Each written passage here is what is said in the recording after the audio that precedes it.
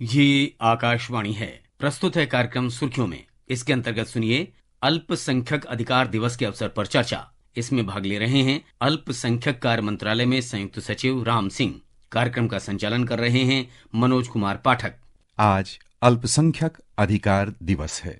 संयुक्त राष्ट्र घोषणा को अपनाने के उपलक्ष्य में यह कार्यक्रम प्रत्येक वर्ष अपने देश में 18 दिसंबर को मनाया जाता है। अल्पसंख्यक यानी जिनकी संख्या कम है, ऐसे लोग जिन्हें कहीं न कहीं अपने उपेक्षा का बोध होता है, अपने अधिकारों में कमी का बोध होता है, उन्हें हम मुख्य धारा में ला सकें। इसीलिए वैश्विक स्तर पर यह दिवस अलग अलग देशों में अपनी इच्छानुसार, आवश्यकता अनुसार मनाया जाता है। अल्पसंख्यक अधिकार दिवस के अवसर पर देश भर में अनेक कार्यक्रम आयोजित हो रहे हैं। इस अवसर पर दिल्ली में आयोजित एक समारोह को संबोधित करते हुए केंद्रीय मंत्री धर्मेंद्र प्रधान ने कहा, मैं माइनॉरिटी एजुकेशन इंस्टीट्यूशन को आइसोलेशन में नहीं, कंसोलिडेशन में आपकी रुचि रहनी चाहिए। आप कर ही रहे हो, इसकी गति बढ़ानी पड़ेगी। मित्रों, दुनिया बदल रही है। दुनिया में एआई तेजी से बढ़ रहा है, मशीन लर्निंग तेजी से बढ़ रहा है, इनोवेशन की नया डिस्ट्रप्शन आ रहा है। उस हिसाब से अगर हम खुद को 21st सेंचुरी स्किल अलाइन करेंगे, तब जाके प्रधानमंत्री जी ने जो कहा है, डिग्री जितना महत्वपूर्ण है, हुनर उससे कई गुना ज्यादा महत्व है। हमें आपकी मदद चाहिए। आज इस कार्यक्रम में हम मुख्य रूप से इसी को समझना चाहेंगे कि हमारे संविधान में हमारे केंद्र और राज्य सरकारों ने अल्पसंख्यकों के रूप में किन्हें चिन्हित किया है, उनके उन्नतीकरण के लिए क्या सब प्रयास किए जा रहे हैं, और यह जानकारी देने के लिए हमने आमंत्रित किया है आकाशवाणी की ओर से अल्पसंख्यक मामला मंत्रालय के संयुक्त सचिव श्री राम सिंह जी को। कार्यक्रम में आपका बहुत बहुत स्वागत है। धन्यवाद। सबसे पहले तो हम यही समझना चाहेंगे कि अल्पसंख्यक से हमारा तात्पर्य क्या होता है और हम किन्हें भारतवर्ष में अल्पसंख्यक के रूप में गिना करते हैं। जो अल्पसंख्यक हैं भारतवर्ष में, हमारा जो मंत्रालय बना है 2006 में बना है अल्पसंख्यक के लिए। तो इसमें जो 6 अल्पसंख्यक आते हैं मूलतः, जो हमारे नोटिफाइड है माइनॉरिटी कम्युनिटीज, जैसे कि मुस्लिम है, क्रिश्चियन है, बुद्धिस्ट है, सिख है, पारसी और जैन है। तो इनके लिए जो ओवरऑल पॉलिसी करने हैं, प्लानिंग बनाने हैं, अलग अलग तरह के स्कीम बनाने हैं, कोऑर्डिनेशन, इवेल्युएशन करना है उनका, और एक कुछ रेगुलेटरी फ्रेमवर्क डेवलपमेंट प्रोग्राम करने हैं जिससे कि हमारे अल्पसंख्यक कम्युनिटीज का फायदा हो। इसके लिए मंत्रालय का गठन हुआ था। पहले जो सोशल जस्टिस एम्पावरमेंट मिनिस्ट्री थी, उसको अलग से 2006 29 जनवरी में बनाया गया था। तो इसीलिए हमारा जो अल्पसंख्यक मंत्रालय बनाया गया है। तो इसमें बेसिकली जो हम जो प्रोग्राम चलाते हैं उसमें 4 तरह के प्रोग्राम हैं। एक है एजुकेशन एम्पावरमेंट, जिसमें कि प्रधानमंत्री विकास है, पीएम विकास एजुकेशन कंपोनेंट है इसमें, और जैसे कि अलग अलग तरह के स्कॉलरशिप वगैरह है। और इकोनॉमिक एम्पावरमेंट है, जिसमें कि स्किलिंग और ट्रेनिंग कंपोनेंट है पीएम विकास की।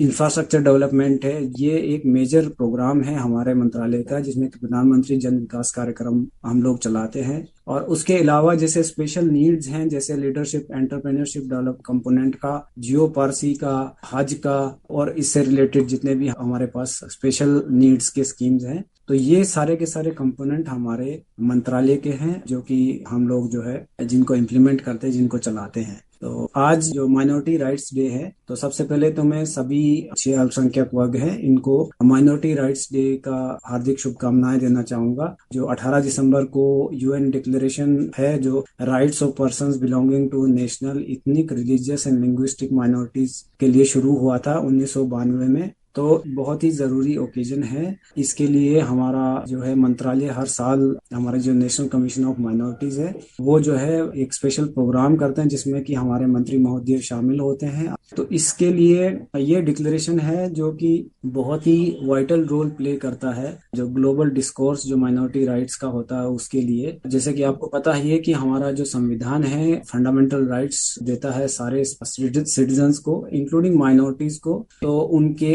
अगेंस्ट कोई डिस्क्रिमिनेशन ना हो, उनको एक अपॉर्चुनिटी दिया जाए, उनका जो वाइब्रेंट कल्चर है, रिलीजन है, लैंग्वेज है, वो को एग्जिस्ट करे बाकी सारी कम्युनिटीज के साथ। तो ये एक विकसित भारत का संकल्प, जो सबका साथ, सबका विकास, सबका विश्वास, हमारा जो प्रण है, उसको जो है सारे सिटीजन्स के लिए है।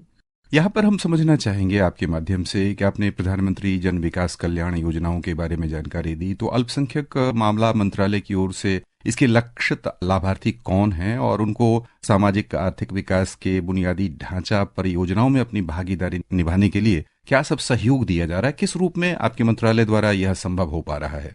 जैसा कि मैंने बताया कि प्रधानमंत्री जन विकास कार्यक्रम जो माइनॉरिटीज एरियाज में जो इंफ्रास्ट्रक्चर डेवलपमेंट है उसके लिए किया जाता है। ये 2008-9 से ये प्रोग्राम स्टार्ट हुआ था हमारा जो कार्यक्रम। तो पहले इसका नाम था माइनॉरिटी सेक्टर डेवलपमेंट प्रोजेक्ट, जिसमें कि मंत्रालय ने आइडेंटिफाई किए थे जो माइनॉरिटी कंसंट्रेटेड ब्लॉक्स हैं और माइनॉरिटी कंसंट्रेटेड डिस्ट्रिक्ट्स हैं, उनको आइडेंटिफाई किया। उनका जो क्राइटेरिया ये था कि 25% माइनॉरिटीज की होनी चाहिए, कोई भी जो माइनॉरिटीज हो। उसके अलावा सोशल इकोनॉमिक इंडिकेटर्स जो थे उसमें उनका work participation rate, specially female participation rate, literacy percentage वगैरह था। तो इन सब के लिए जो बेसलाइन सर्वे कराया गया था उस बेसिस पे जो है माइनॉरिटी कंसंट्रेटेड ब्लॉक्स और माइनॉरिटी कंसंट्रेटेड डिस्ट्रिक्ट आइडेंटिफाई किए थे। तो ये स्कीम है उस वक्त चली, तो उस वक्त जो है काफी अच्छी तरह से चलाई गई थी। उसके बाद स्कीम में काफी मॉडिफिकेशन हुए 2018-19 के बाद। उसमें ये पाया गया कि जो एस्पिरेशनल डिस्ट्रिक्ट है और बाकी सब डिस्ट्रिक्ट है जहाँ पे कि माइनॉरिटी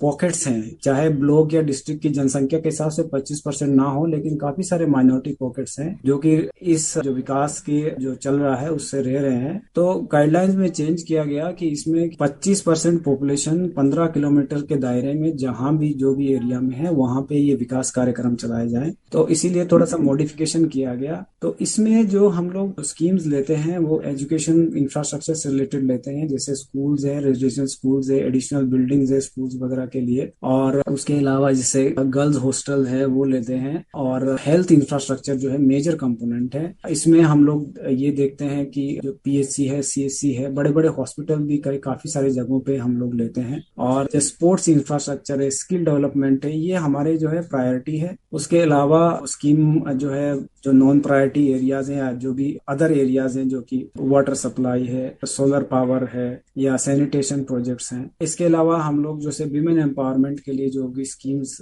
सद्भाव मंडप लेते हैं, ये सारी स्कीम्स जो है ग्रास रूट लेवल से फॉर्मुलेट होके आती है। इसमें ब्लॉक लेवल से कमेटी जो है बीडीओ के अंडर और जिसमें कि लोकल रिप्रेजेंटेटिव रहेंगे वो फॉर्मुलेट करके डिस्ट्रिक्ट को भेजते हैं। जिला स्तर पे इसको जो कि डीसी के अंडर जो है कमेटी बैठती है, जिसमें कि एमपीज होते हैं, एमएलएज होते हैं, रिप्रेजेंटेटिव्स भी होते हैं, बाकी ऑफिसर्स भी होते हैं। वो लोग प्रायोरिटी के हिसाब से स्कीम्स फॉर्मुलेट करते हैं, फिर वो स्टेट को भेजते हैं। स्टेट से चीफ सेक्रेटरी के अंडर एक कमेटी होती है, वो उनको स्क्रूटनाइज करके उसमें लाइन डिपार्टमेंट ऑफिसर का जो है एंडोर्समेंट वगैरह लेके कि किस तरह से वो अल्पसंख्यकों के कल्याण के लिए कैसे अच्छे से प्रोग्राम चलाए जाएं, फिर उसको अप्रूव करके हम लोगों को भेजती है। 2019-20 के बाद इसको वेब पोर्टल पे ऑनलाइन किया गया है ताकि ये सारी स्कीम सब लोगों को ट्रांसपेरेंट तरीके से दिखे। उसके बाद सेंट्रल लेवल पे सेक्रेटरी के अंडर एक एम्पावर्ड कमेटी उसको अप्रूव करके यहाँ से स्कीम को अप्रूव, इम्प्लीमेंटेशन और मॉनिटरिंग सारा का सारा यहाँ से हम लोग करते हैं। और उसके बाद समय समय पे इस स्कीम्स का इवेल्यूएशन, इम्पैक्ट स्टडी होता है। 2021 में भी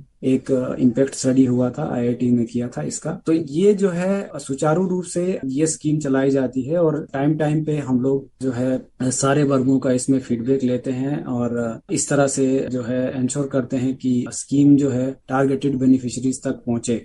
श्रोताओं, कई महत्वपूर्ण बातें निकल के आई कि ये योजना जमीनी स्तर पर तैयार की जाती है। आप जो वहाँ के रहने वाले बाशिंदे हैं, अल्पसंख्यक समुदाय के, उनकी संख्या 25% के आसपास हो यह अपेक्षा रहती है, लेकिन कम भी हो और स्थानीय लोग चाहते हैं तो उनके कल्याण की योजनाएं चलाई जाती हैं। वहां से फिर ऊपर का क्रम बनता है और अंततः पहुंचता है कहाँ? हमने जाना केंद्र सरकार के पास। यहाँ स्पष्ट सा सवाल पूछना चाहेंगे कि यह योजना राज्य सरकार के सहयोग से चलाई जाती है या केंद्र सरकार की ओर से? जैसा आपने कहा कि हमारे यशस्वी लोकप्रिय प्रधानमंत्री के नेतृत्व में 2019-20 के बाद से इसमें गति आई है, तो किस रूप में यह निधि राज्यों तक या जमीन तक पहुंचती है, उसके बारे में थोड़ा सा खुलासा करें।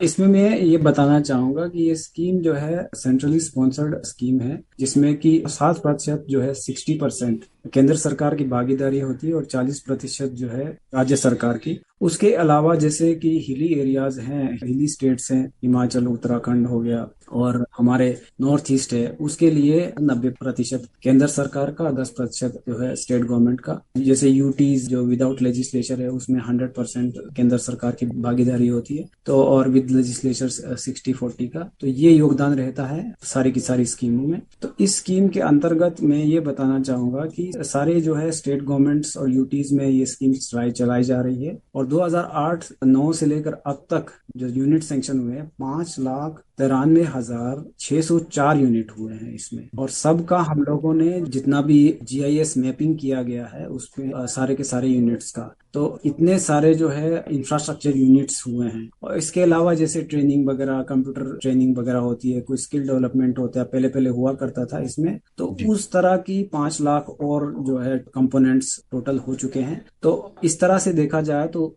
ऑलमोस्ट 11 लाख यूनिट्स जो है इस स्कीम के बनते हैं। तो 11 लाख यूनिट्स जो है इस स्कीम के हम लोग अलग अलग राज्यों में और केंद्र सरकार में इसका आवंटन हो चुका है 2008-9 से रिलेटेड। और इससे रिलेटेड जो खर्चा है कुल मिला के 24,525 करोड़ रुपए खर्च किए जा चुके हैं इस स्कीम में अब तक। यहाँ पर हम ये समझना चाहेंगे कि आम लोग यदि मान लीजिए अल्पसंख्यक समाज के अंतर्गत हैं, तो उन्हें क्या अपना कारोबार शुरू करने या उद्योग धंधों के लिए या विशेष तरह की उनकी कोई शैक्षिक आवश्यकता है या कह लें व्यक्तिगत जीवन की उनकी कोई आवश्यकता है, तो उसके लिए भी कोई प्रावधान है इन योजनाओं के अंतर्गत? हमारे पास जो मंत्रालय से अटैच्ड एक national minorities development funding corporation है, NMDFC, उसके जो एसोसिएटेड बैंक्स और फाइनेंशियल इंस्टीट्यूशंस हैं जो कि हर एक राज्यों में, यूनियन टेरिटरीज में हैं, तो वो फंडिंग करती है एजुकेशन लोन्स और एंटरप्रेन्योरशिप लोन्स के लिए। जो उसका एजुकेशन लोन कंपोनेंट है जो गरीब वर्ग के लिए है, 3% ब्याज दर पर वो एजुकेशन लोन देती है। और 20 लाख डोमेस्टिक फंड लोन के लिए अगर राष्ट्रीय स्तर पर इंजीनियरिंग मेडिकल कॉलेज में किसी को एडमिशन लेनी है तो वो वहां पे ले सकता है। उसका जो खर्चा है वो बहुत ही कम है उस हिसाब से। और किसी को अगर फॉरेन स्टडी के लिए लोन लेना है तो 30 लाख रुपए तक ले सकता है। तो उसमें 2 तरह के लोन्स हैं जिसका कि वो इनकम कैटेगरी के हिसाब से है। लो इनकम वालों के लिए टीयर 1 में 3% ब्याज है और टीयर 2 में जो है 8% ब्याज है। तो ये बहुत ही जो सॉफ्ट लोन जिसको बोलते हैं उस हिसाब से ये हमारे माइनॉरिटीज के लिए उपलब्ध है। और इस मामले में जो है हमारे NMDFC के ऑफिशियल्स जो है टाइम टाइम पर स्टेट गवर्नमेंट के साथ जो है उनके पार्टनर्स हैं, चैनलाइजिंग पार्टनर्स बोलते हैं,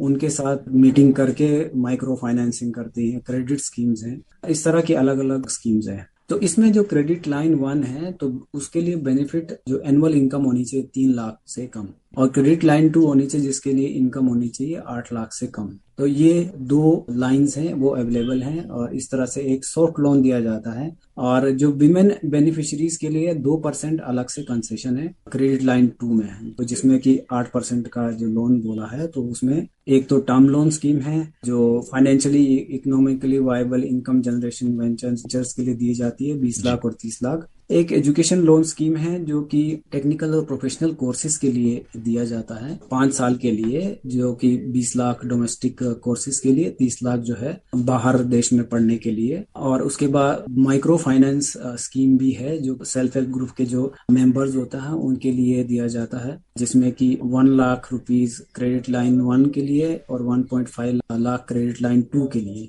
तो उसमें जो है इंटरेस्ट रेट 7% और 10% है। फिर से जो है अगर विमेन ग्रुप्स हैं तो उनके लिए 2% और भी उसमें प्रावधान है, 2% एक्स्ट्रा कंसेशन। उसके अलावा विरासत स्कीम है जो कि टर्म लोन है वर्किंग कैपिटल और फिक्स्ड कैपिटल, जो मशीन टूल्स और मशीनरी वगैरह खरीदने के लिए, और उसमें मैक्सिमम लोन 10 लाख जो है क्रेडिट लाइन 1 और 2 के लिए। ये जो है 5% सिंपल इंटरेस्ट चार्ज किया जाता है और 1% और फीमेल आर्टिजन्स के लिए कंसेशन है। तो इस हिसाब से अगर देखेंगे जो national minorities development finance corporation की स्कीम्स है जो अपने आप में एक पाथ चेंजिंग स्कीम्स है, जिसमें कि ब्याज दर जो होती है मार्केट रेट से बहुत ही कम दर पे दिया जाता है और ये जगह जगह लोन मेला करते हैं। मंत्रालय ने इस बार डिसीजन लिया है कि एक्टिव रूप से लोन मेला चलाएगी हर जगह पे और हम लोग इसको एक्टिवली मॉनिटर करेंगे। आपने बहुत सारी जानकारियां दी, उपयोगी जानकारियां, सार्थक जानकारियां।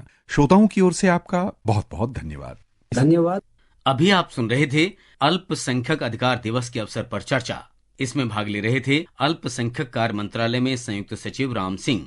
कार्यक्रम का संचालन कर रहे थे मनोज कुमार पाठक। ये कार्यक्रम आकाशवाणी की समाचार सेवा प्रभाग द्वारा प्रस्तुत किया गया। इसे आप हमारे mobile app news on AIR और YouTube channel news on AIR official पर भी सुन सकते हैं।